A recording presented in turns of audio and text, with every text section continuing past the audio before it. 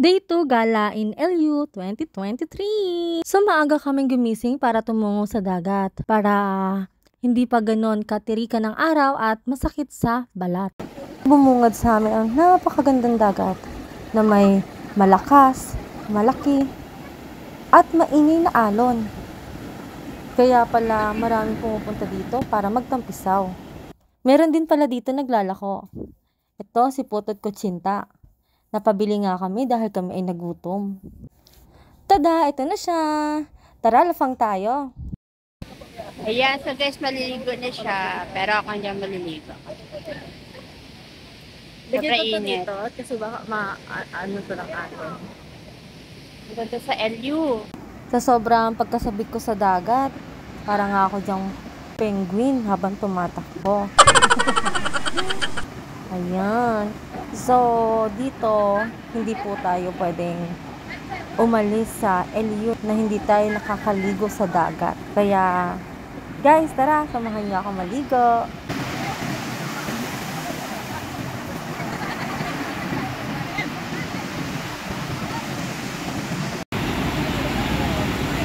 Meron din ditong signage na no swimming dahil sa malaki yung alon. Kaya tamang nakatayo lang, sasalubungin mo yung alon at sasanggain para iwas din tayo sa disgrasya. Diba? And FYI lang guys, since nga malakas ang alon, maraming nagsusurf dito. Kaya kung gusto nyong magpaturo ng pagsusurfing, meron din ditong surfing school. Iba yung bayad sa pag-rent mo ng surfing board at bayad para dun sa mentor. Nadadala din pala ako guys dahil sa sobrang lakas at laki ng alon. Hindi kinakaya ng aking katawan.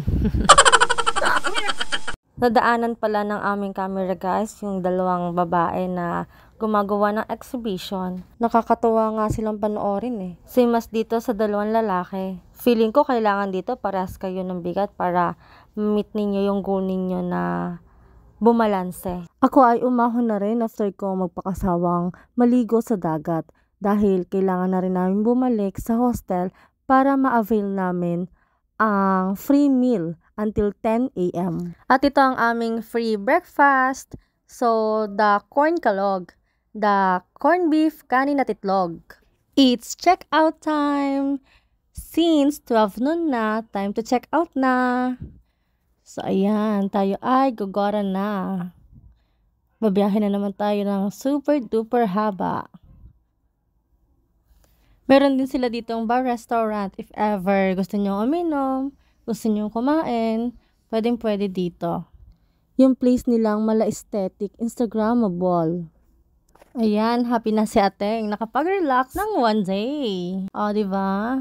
Bumalik nga pala kami guys kung saan kami bumaba kahapon. Dito sa may 7-Eleven at saka Silong. Nag-tricycle ulit kami from Crescente to dito. Kasi meron kaming gustong puntahan at kainan na feeling namin is masarap yung pagkain. So, bago kami gumora doon, nagawin muna kami dito sa 7-Eleven since nga alam namin na mahal yung mga bilihin sa mga bus stops. Ayan, bumili na kami ng mga snacks para meron kaming kutkutin habang nasa biyahe. After namin sa 7-Eleven, tumungo na nga kami kay Halo Hilo. So, ito talaga yung gusto naming itry na best seller dito sa LU. The Surfers Halo Halo. Ayan, 179 yung aming binili dito, yung large para sure na lang kami. So, ayan, sa katabi niya, meron din mga snacks pero hindi na rin kami bumili since nga may nabili na kami una kay 7-Eleven. Ito, Halo Hilo. Mukhang masarap. Ube. Ayan.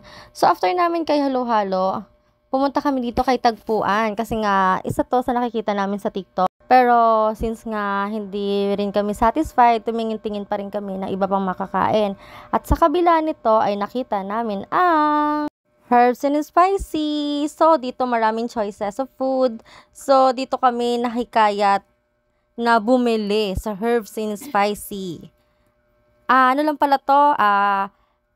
Katapatan lang din ng Silong. May street lang Silong, tapat nun is Tagpuan, katabi ng Tagpuan, itong Herbs and Spicy. Kung pupunta kayo ng LU, marami kayong choices ng kainan. O, diba? So, dito, nag-take out lang kami ng order at sa bus na rin namin kinain. At itong aming in-order, silog.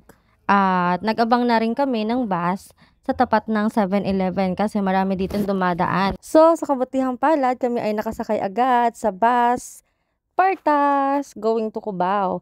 Hindi na nga kami pumunta sa terminal.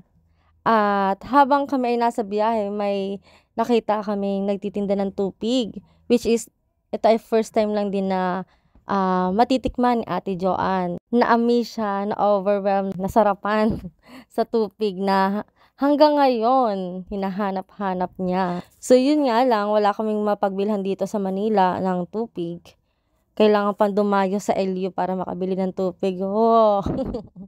Anyway, super duper sarap ng tupig. Nakakaloka.